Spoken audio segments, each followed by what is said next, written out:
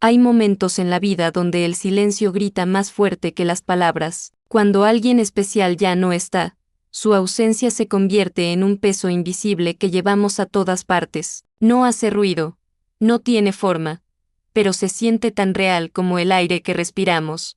¿A que sí? Es como algo que está ahí, pero no lo vemos. Es increíble cómo los espacios vacíos pueden estar llenos de tantos recuerdos, ¿verdad? Una silla vacía en la mesa, un mensaje que nunca llega, una risa que solo queda en nuestra memoria. La ausencia es silenciosa, pero pesa como el mundo entero sobre nuestros hombros. Pero en ese peso también está el valor de lo que hemos vivido. Cada recuerdo se vuelve un verdadero tesoro que guardamos en el corazón, y aunque duela, nos hace más fuertes, más sabios, más humanos.